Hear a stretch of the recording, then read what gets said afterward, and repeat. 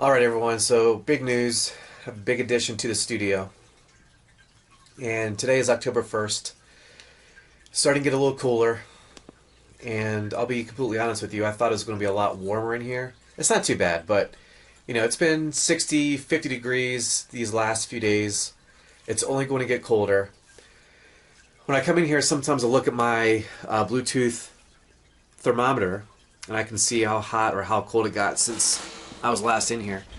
And what's a pretty cool feature about this, not only does it tell you the real-time temperature, which is now 67 degrees, it gives you the maximum temperature that it's recorded as well as the minimum. So I forget the exact date that I moved in here, but it got all the way up to 101 degrees, got all the way down to 51 degrees.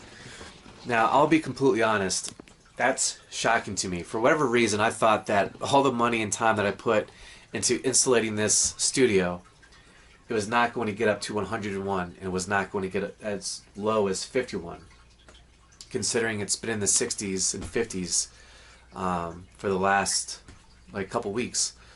So that was a little disappointing. I didn't think it was going to get that hot and get that cold, considering how hot and cold it's been outside. But anyways, whatever. I mean, I just have to deal with that. And one way that I'm dealing with that is through my new space heater. And it's not really new to me. I bought it last year, but it was just sitting down in my basement. And my initial vision for this was to have a smart space heater. And the reason why that was my initial vision is because ideally, so that's a Bluetooth thermometer. Ideally, I was going to be sitting in my house, checking my app, and then if I saw that it was 40 degrees in here, or whatever it was, and I knew that I was going to be painting in the next hour or so, I could remote control, or I could control remotely my space heater. And that way, when it was time to paint, I'd walk in here and it'd be 67 degrees, 70 degrees. Unfortunately, the Bluetooth doesn't work when I'm inside the house, so that big master plan doesn't work.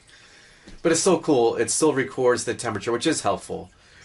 And there are some smart heaters and smart air conditioners that are run on timers. So in theory, if I really cared, and I still might do this, I could document the swings, the highs and the lows of the cabin temperature, and then based on those patterns and based on those ranges, I could time my air conditioner or my space heater to kick in whenever it got too cold.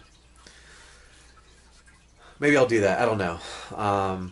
We'll see. But for the time being, I have this portable space heater, and actually it works really well. It's not a really big space, so it doesn't take a long time for it to warm up. Now, the whole reason why I bought this initially last year is because last year I taught in the portables. And there are a lot of advantages of teaching in the portables. One of them is I had my own HVAC unit.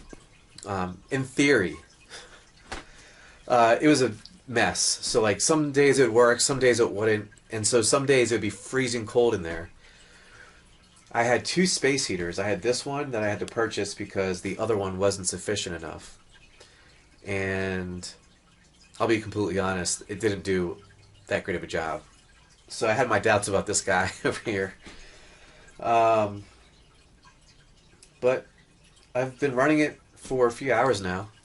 It actually gets really hot in here. So again, it's only a 6x10, so it doesn't. There's not too much space that it has to heat up, and it's right behind me. So it's been working really well. So hopefully I don't have to upgrade. That way I can cut down my expenses, since I spent a fortune on this studio. But one day, I have faith that I'm going to sell enough paintings that I can recover my expenditures. So I'm not there yet, but one day. Gotta keep grinding. Gotta keep painting.